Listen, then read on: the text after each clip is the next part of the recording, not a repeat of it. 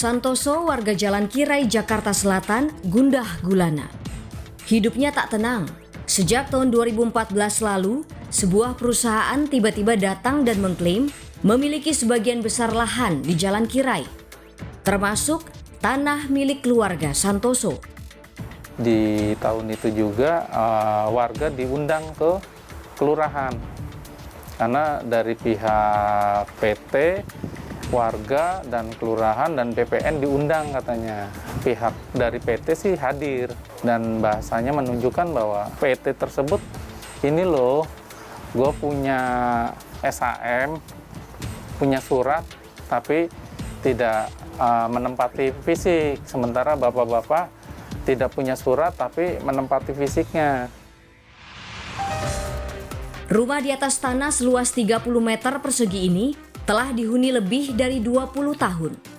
Rumah ini adalah istana bagi Santoso dan keluarga, menjadi tempat berteduh dari teriknya matahari dan dinginnya hujan.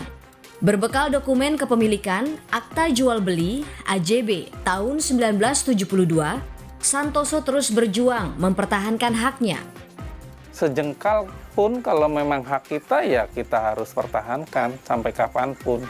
Karena memang hak kita. Saya juga nggak akan berani mempertahankan, karena takutnya kami menempati lahan kosong. Tapi kan ini jelas-jelas sudah ada bukti jual beli dan ditandatangani seorang lurah, bukti surat jual beli, dan kita juga bayar PBB.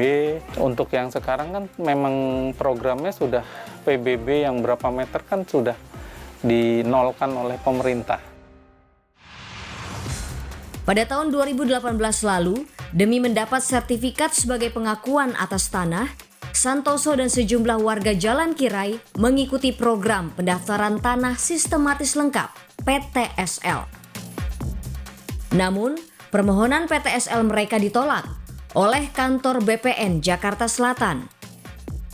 Akhirnya yang kami dapatkan ya jawaban berupa lisan bahwa di situ jadinya K4. K4 itu di situ ternyata sudah ada SHM.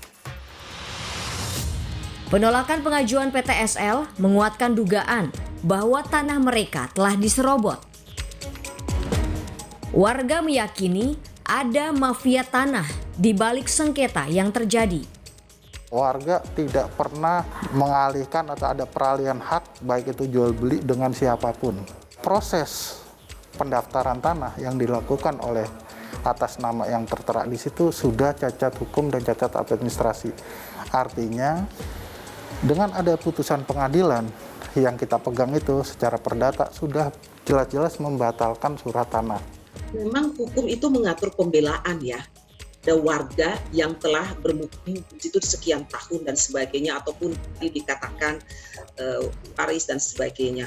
Dan penggunaan tanah harus dilandasi dengan hak atas tanah yang disediakan oleh hukum tanah nasional, sehingga tidak terjadi hal-hal yang tidak diinginkan dan melepaskan dari ajas penguasaan tanah yang diatur dalam hukum tanah nasional.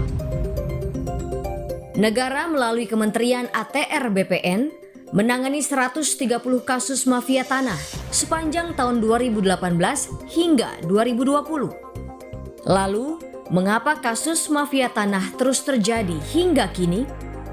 Ketertutupan informasi itu bisa menjadi ruang bagi bekerjanya praktik-praktik mafia tanah. Sistem informasi pertanahan juga harus dibuka, termasuk pelibatan masyarakat umum, misalnya praktek-praktek dari mulai yang paling kecil-kecil soal pemalsuan sertifikat ganda, atau misalnya ada tarikan-tarikan pungutan liar di lapangan.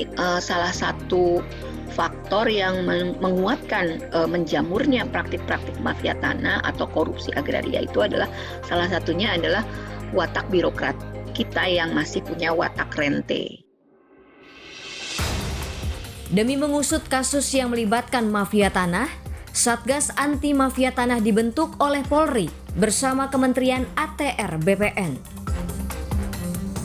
Sebelumnya, negara telah membentuk Satgas Pemberantasan Mafia Hukum. Kasus pertanahan menempati urutan pertama. Pada 2017 lalu, negara juga pernah membentuk Tim Percepatan Penyelesaian Konflik Agraria. Lalu apa yang salah? sehingga negara masih terus gagal memberantas praktik tercela ini? Kita melihat sebenarnya belum ada perbaikan signifikan untuk membongkar aktor dalangnya dari praktik-praktik mafia tanah ini, melibatkan juga bagian pemerintahan sendiri, baik itu misalnya di kantor pertanahan atau di kepolisian sendiri. Artinya kalau memang di situ terbukti ada perbuatan yang melanggar hukum, apakah masuk dalam konteks kode etik atau disiplin atau bahkan pidana, itu akan diproses. Genderang perang melawan mafia tanah terus ditabuh. Lalu, seperti apa target negara memberangus mafia pertanahan? Kita punya target tiap tahun di daerah mana berapa yang kita akan sikat, gitu kan. Tentu yang ditargetkan atau yang akan diambil tindakan itu adalah yang punya impact yang besar. Untuk diketahui, kami ada banyak pejabat kita itu yang kita copot, kita nonjokkan, bahkan kalau yang terbukti melakukan perbuatan pidana, kita pecat dari pegawai negeri. Upaya perbaikan sistem pertanahan menjadi salah satu cara mempersempit ruang gerak para mafia tanah. Negara menargetkan sertifikat tanah elektronik bisa jadi solusi. Lalu, bagaimana pelaksanaannya?